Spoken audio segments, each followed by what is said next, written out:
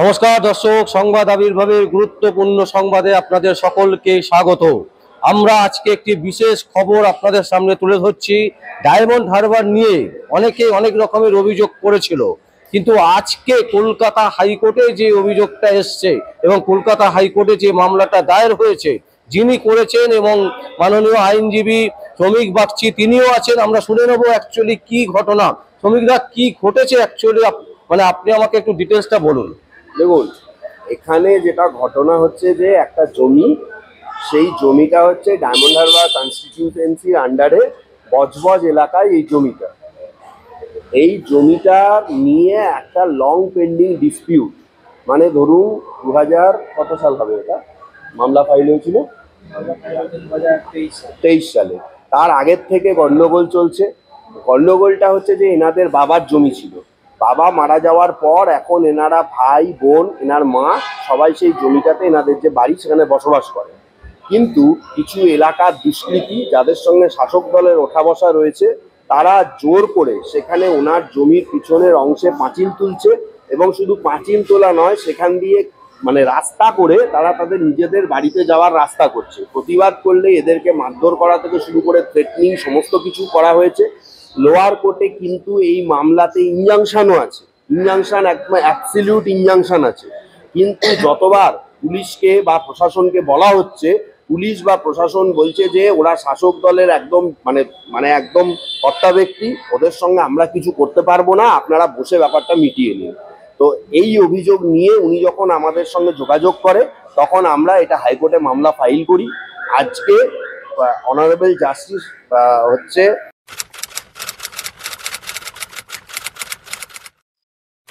Rajshri Bhardwaj, honourable justice, ওনার ঘরে আজকে মামলাটা আজকে হিয়ারিং এ উঠেছিল, এবং মামলার সমস্ত কাগজপত্র অনারেবল জাস্টিস তিনি দেখেছেন।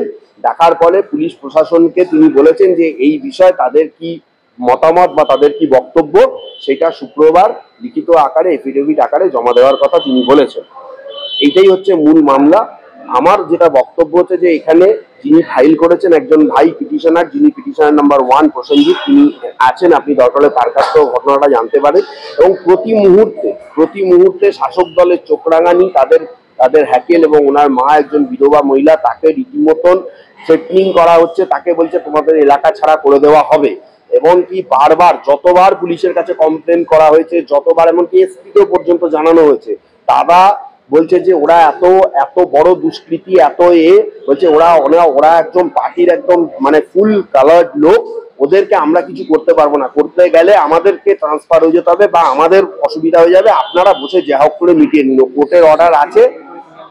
হ্যাঁ, এবং আরো একটা চাঞ্চল্যকর ব্যাপার, যখন এই মামলার, আপনাকে শুনলে অবাক হয়ে যাবেন, এই মামলার যে কাগজ, সেই কাগজটা আপনারা জানেন যে হাইকোর্টে ফাইল করার পর সকলকে পার্টি করা হয়, এবং সেই মামলার কাগজগুলো হাইকোর্ট থেকে হচ্ছে যে সমস্ত ডিপার্টমেন্টে আমরা মানে কপি সার্ভিস করি। যখন থানা কাগজটা পেয়েছে, থানা ওকে ডেকেছে কথা বলবে বলে ডেকে ওকে 6 ঘন্টা থানায় বসিয়ে রেখেছিল, এবং তারপরে বলেছে যে ব্যাপারটা মিটিয়ে নিতে, তাহলে সেই রকম ভাবে রিপোর্ট ওরা নাকি হাইকোর্টে পাঠাবে। এ যখন রাজি হয়নি, বলেছে ঠিক আছে চলে যেতে। পরবর্তীকালে আমরা জানতে পারছি যে এনার নামে একটা 107 কেস দিয়েছে, যেখানে আমাকে হয়েছে মানে পিস কিপিং বন্ড দিয়ে বেলও নিতে হয়েছে। এই পরিস্থিতি, পুলিশের কাছ থেকে সহযোগিতা যেখানে একজন সাধারণ নাগরিকের পাওয়ার কথা, সেখানে শাসক দলের লোক জড়িত আছে বলে, মানে যেহেতু তাদেরকে মদত দেওয়ার জন্য পুলিশ এখানে মামলা, যেহেতু আমি হাইকোর্টে করেছি, আমাকে সহযোগিতার বদলে আমার নামে উল্টে, আমার এবং আমার ফ্যামিলির লোকের নামে উল্টে ক্রিমিনাল কেস দিয়ে দিচ্ছে। এই পরিস্থিতির মধ্যে দাঁড়িয়ে রয়েছি আমরা। যদিও যেটা সব থেকে ভালো খবর, অনারেবল জাস্টিস মানে রাজশ্রী ভরদ্বাজ তিনি কিন্তু মামলাটা আজকে শুনেছেন, এবং শুক্রবার মামলার আরো পরবর্তী যা পদক্ষেপ সেইটা পুলিশকে এবং আমরাও আমাদের যা বক্তব্য সেটা শুক্রবার আমরা বলবো। সবিতা, এখানে একটা বড় প্রশ্ন উঠছে, যেটা হচ্ছে মমতা ব্যানার্জি প্রকাশ্য মঞ্চ থেকে বলছেন যে কোনো রকম দুর্নীতিগ্রস্ত লোকেদেরকে আমরা ঠাঁই দেব না।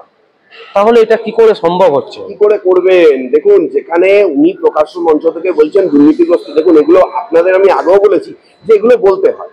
মুখ্যমন্ত্রী, তাকে একটা দল চালাতে গেলে তাকে বিভিন্ন সময় বিভিন্ন কথা বলতে হয়। যদি দুর্নীতিতে ঠাঁই দেওয়া না হয়, আজকে আপনারা দেখতে পাচ্ছেন এত কেসে একজন দুর্নীতিবাজের নাম কিভাবে উঠে আসছে। আজকে এতগুলো কেস রয়েছে, তার মানে সুপ্রিমো সেকেন্ড ইন কমান্ড তার নামে, কিভাবে আজকে হাইকোর্টের কাছে এত এত তথ্য প্রমাণ আসছে। আপনারা সেই জেসিবি থেকে শুরু করে জামালউদ্দিন থেকে শুরু করে যা যা ঘটনা হয়েছে, আপনারা সোনারপুরে সেই জামালউদ্দিনের কথা যদি আপনি বলেন, জেসিবির কথা বলেন, বা সেই একজন কোথাকার একজন বিধায়ক ওই সেখানে মহিলারা বলছেন ছখানা বিয়ে করেছে এবং স্থানীয় থানায় পুলিশকে বলে কোনো লাভ হয়নি।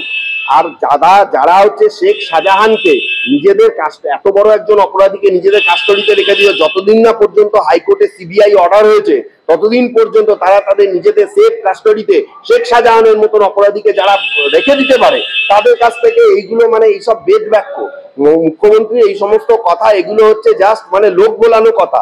উনাকে ক্ষমতায় থাকতে হলে, ক্ষমতার অলিন্দে বিচার মানে থাকতে হলে ওনাকে এই ধরনের কথাবার্তাগুলো বলতে হবে। দুর্নীতিকে তোষণ না করে, দুর্নীতিকে প্রশ্রয় না দিয়ে ওনার দল এক মুহূর্তের জন্য এখানে শাসন ক্ষমতায় টিকে থাকতে পারবে না। দুর্নীতি আছে বলে উনি আছেন, পরিষ্কার এই কথাটা জেনে রাখুন। দুর্নীতি আছে বলে দুর্নীতির টাকায় দলটা চলছে, না হলে এতগুলো ছেলে মেয়ে তাদের চাকরি নিয়ে আজকে কত কত টাকা দুর্নীতি হয়েছে, তারা আজকে তাদের চোখের জলের দাম পাচ্ছে না, সুপ্রিম কোর্ট অব্দি যেতে হয়েছে, সেখানে পর্যন্ত রাজ্য সরকার তাদের বাঁচানোর চেষ্টা করেছিল। কোথায় দুর্নীতি নেই? মুখ্যমন্ত্রী কথার সঙ্গে আমি কোনো মতেই একমত নই। আমি পরিষ্কার আপনাদের বলছি, দুর্নীতি এই রাজ্যের একদম সম্পদ। দুর্নীতি ছাড়া এই রাজ্য সরকারের একটা দিনও চলে না।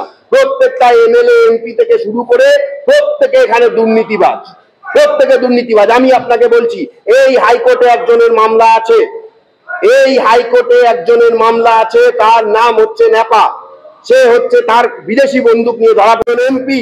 তিনি বলেছিলেন তার ভোটে যেভাবে হোক তাকে বার করতে হবে, যেভাবে হোক তাকে বার করতে হবে, এবং তিনি ওপেন চ্যালেঞ্জ নিয়েছিলেন আমাদের সাথে। কোথায় দুর্নীতি নেই? আমাকে কিভাবে থ্রেট করা হয়েছে আপনি জানেন না?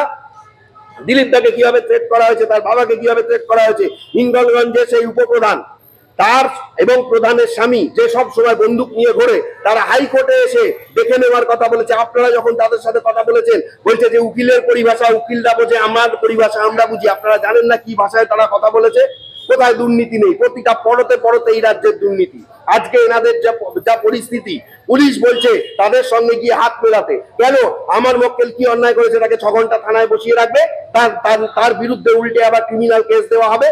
আমি চাই সেই পুলিশ অফিসারকেও সে যে কি করেছে না করেছে তার প্রকৃত রিপোর্ট তারা হাইকোর্টে পেশ করুক, এবং আমি আশাবাদী যে শুক্রবার এই মামলায় যথেষ্ট ভালো এবং সদর্থক অর্ডার পাবো, এবং পুলিশের যে নোংরামি চিটিংবাজি তার বিরুদ্ধে অবশ্যই আমাদের জয় হবে। এই ঘটনাটা যেখানে হয়েছে মানে আপনি কি ছিলেন? আপনাকে থানায় ডেকেছিল? আমার ঘটনাটা আমার বাড়ি থেকে একটু দূরে জমিটা। আচ্ছা। আমি ওখানে খবর পাই ওখানেতে কনস্ট্রাকশন হচ্ছে। ওখানেতে একটা মানে অর্ডার আছে আমার কোর্টে, যেহেতু ওখানে রাস্তা করা যাবে না, তার সত্ত্বেও অর্ডার না মেনে ওখানে রাস্তা করা। সেই মতো আমি পুলিশ অফিসারকে ফোন করি, ওখানে অনেক ছেলে ছিল, আমি ওখানে যেতে পারিনি হিসাবে পুলিশ অফিসারকে ফোন করি, ফাঁড়িতে জানাই যে এরকম ঘটনা ঘটছে, কোর্ট অর্ডার আছে, তার সত্ত্বেও ইনজাংশন অর্ডার আছে, ভায়োলেট করে ওরা রাস্তা করছে। পুলিশ এসে কি করলো, ওখানে তো গেলই না, আমাকে আমার ভাইকে তুলে নিয়ে গেল। আর তুলে নিয়ে যাওয়ার সিস্টেমটা হচ্ছে মানে গাড়ি অনেকটা দূরে, বাড়ি থেকে অনেক দূরে রেখেছে, রেখে আমাদের গাড় ধাক্কা দিয়ে নিয়ে যাচ্ছে, যাতে আমরা যেন কি চিনি না। ওইভাবে নিয়ে গিয়ে আমাদের থানায় বসিয়ে রাখলো, রেখে বলছে ওখানেতে ক্রিমিনাল কেস দেবো, এই কেস দেবো, পার্টিগত কেস দেবো, এই ধরনের ঘটনা সেট করছে। আচ্ছা, আপনারা কি কোনো পার্টি করেন? আমি কোনো পার্টি করি না, আমি কোনো দলের পার্টি করি না, কোনো রকম আমি মানে দলের সাথে জড়িত না, আমি সাধারণ ভোটার। আজকের বিচারকের বক্তব্য শুনে কি মনে হলো? আমার কোর্টের উপর আস্থা রয়েছে, মহামান্য আদালত এর বিচার ন্যায় বিচার দেবে, এটাই আমি আদালতের কাছে প্রার্থনা। সমীকা 10 লক্ষ ভোটে জিতছে যে মানে সাংসদ, 7.5 লক্ষ ভোটে, তো সেই সংসদের এলাকাতে এই ধরনের ঘটনা, এবং প্রকাশ্যে তিনিও বলেছেন যে দুর্নীতিকে প্রশ্রয় দেওয়া যাবে না, তাহলে এটা কি হচ্ছে? এটা তো তাদেরকে বলতে হবে, তো তাদের ক্লিয়ার কোন জায়গায় দুর্নীতিটা নেই এই রাজ্য সরকারের, আপনি আমাকে বুঝিয়ে দিন, আপনি আমাকে দেখিয়ে দিন। আপনাদের কাছে তো আরো প্রচুর তথ্য রয়েছে, কোথায় দুর্নীতি নেই। এই হাইকোর্টে যত দুর্নীতির এগেইনস্টে মামলা ফাইল হয়েছে সেইটাকে লঘু করার জন্য, সেটাকে ছোট করার জন্য তারা যা করণীয় দরকার তারা সমস্ত কিছু করেছে।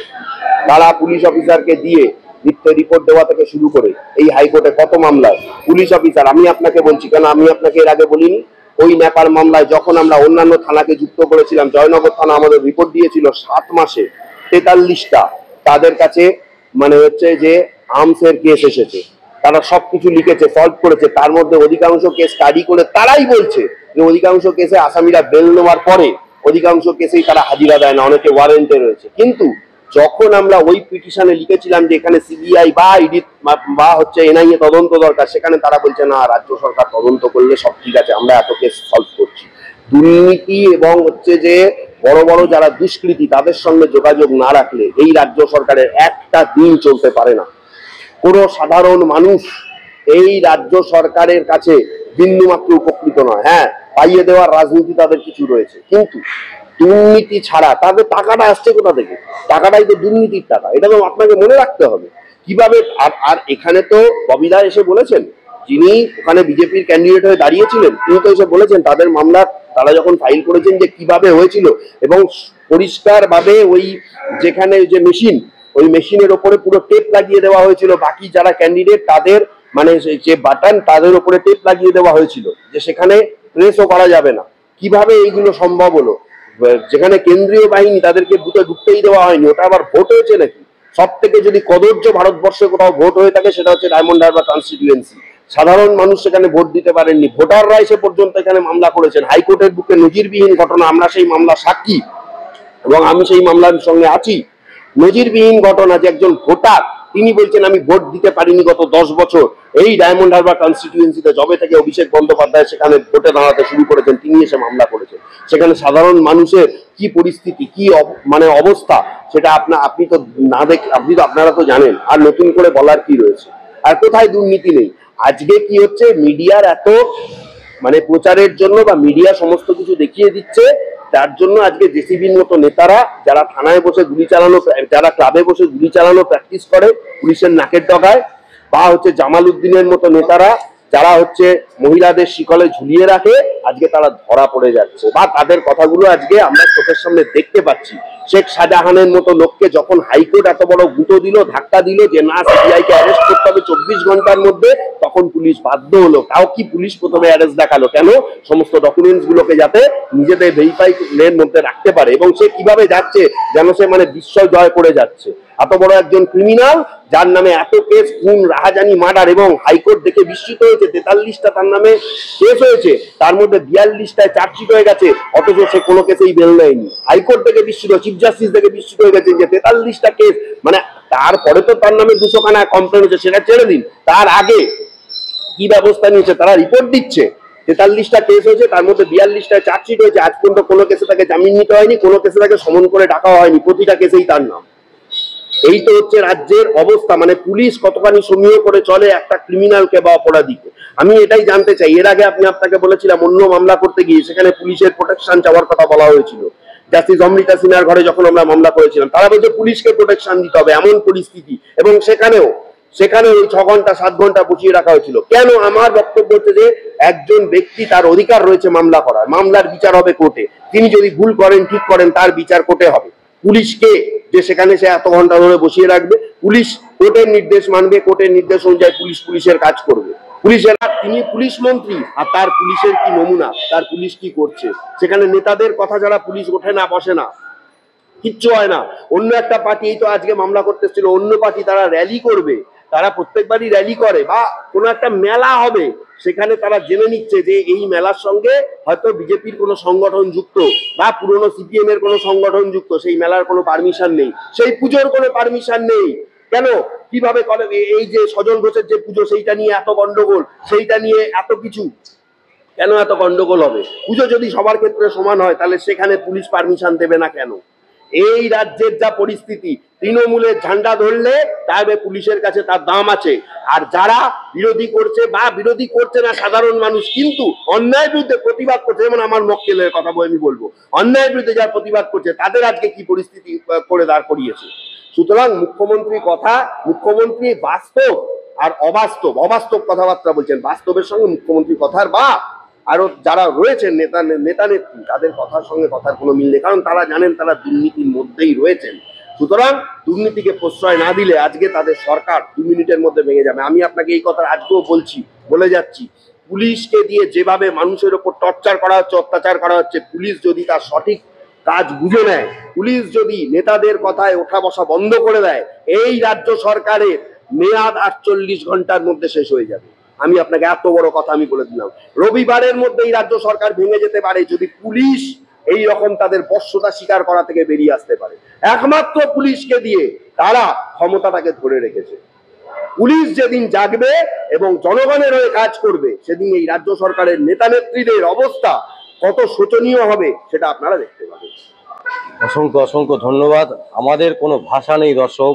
আমরা যেটা আপনাদের সামনে তুলে ধরার চেষ্টা করলাম সেটা হচ্ছে ডায়মন্ড হারবার নিয়ে অনেক অভিযোগ আপনারা শুনেছেন, কিন্তু আজকে বাস্তব অভিযোগ যারা করছেন তারা ডায়মন্ড হারবারেই একেবারে বাসিন্দার, বজবজের বাসিন্দা। তো সেই জায়গা থেকে এসেই তারা অভিযোগ করছেন এবং সেখানকার স্থানীয় নেতা নেত্রী থেকে শুরু করে পুলিশদের অবস্থাটা কোন জায়গায় গিয়ে দাঁড়িয়েছে এটা একবার ভাববার সময় হয়েছে। অনেকে আমাদেরকে বলছেন যে ভোটে তো এত ভোটে জিতলো, 22 থেকে 29 হলো, এত ভোটে জিতে জিতে জিতে আসছে, কিন্তু ভোটটা কিভাবে হচ্ছে সেটাও কিন্তু আমাদের আইনজীবী শ্রমিক বাগচি শোনালেন। তো আমরা চাইবো দর্শক আপনারা আমাদের পাশে থাকুন এবং সব সময় বিরোধিতা করাটা নয়, শুধুমাত্র যে বিরোধিতা করছি তা কিন্তু নয়, আমরা চোখে আঙুল দিয়ে দেখাবার চেষ্টা করছি যে অ্যাকচুয়ালি ঘটনাটা কি, পশ্চিমবঙ্গের অবস্থা কোন জায়গায় দাঁড়িয়ে আছে সেইটা দেখুন আর ভাবতে থাকুন। আগামী 2026 কিন্তু আসছে, সময় আপনাদের ভাববার। আর দেখতে থাকুন সংবাদ আবির্ভাব। আমার নাম বিশ্বজিৎ পাল, সংবাদ আবির্ভাবের জন্য।